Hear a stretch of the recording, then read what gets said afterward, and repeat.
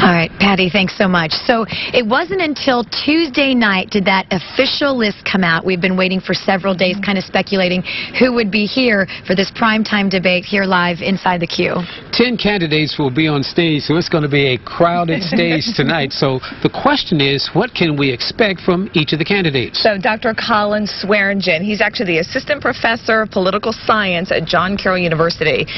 Thank you for joining us. Thank you for having me. We're going to have him kind of go down the list of Republican candidates and give your 2 cents basically on each one of them. But first I want to bring up John Kasich and what your thoughts are on him and the recent bump in national and local polls. Absolutely. Once he entered the race on July 21st, he saw an increase in attention. People were Googling his name, people trying to find out more about him, and he saw just enough of a bump in the polls to get into the debate. It went from about 1% to 3%, which really helped. What about Donald Trump? Does he have a realistic chance of winning, do you think?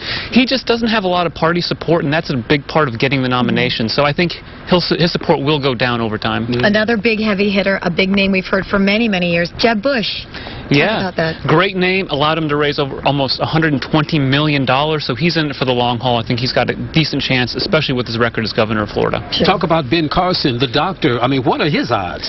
Yeah, he's kind of unknown, but he's got a little bit of support that people really are passionate about him, and so as long as he can adapt to get some of the domestic and foreign policy issues down, he might have his chance. How about Scott Walker?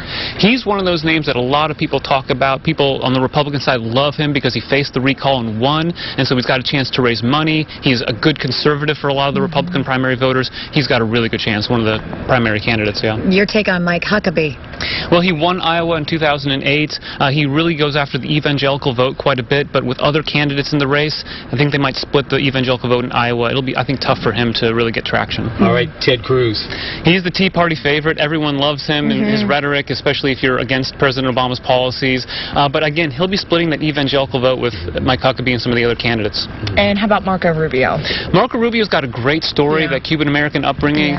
He's able to raise a lot of money. He's charismatic. He's young. He's energetic. So he's one of those candidates that a lot of people look forward to maybe gain some traction in a debate like tonight's. Your thoughts on Rand Paul? Rand Paul, the libertarian of the race from Kentucky, he's gone after some non-traditional Republican constituencies like African-Americans and young people, but it's going to be tough for him to break out. This is a good opportunity for him to do that tonight. What about the man with the big personality, Chris Christie? Yeah, I think in some ways Republican voters have tired of him a bit. He kind of peaked in 2013, you know, 2014 when he was part of the Republican Governors Association, raised a lot of money for that group, but it hasn't translated to a lot of success so far. Now, I know they're all probably going to try and get there, as I said earlier, 2 cents in tonight, and it's going to be rather difficult. 10 candidates on stage is probably the most the debate has really ever had. So how do they really get their point across with what the policy that they believe in? And make a name. Right. Yeah, and they're going to go always back to their talking points. It's up to the moderator to get them beyond that.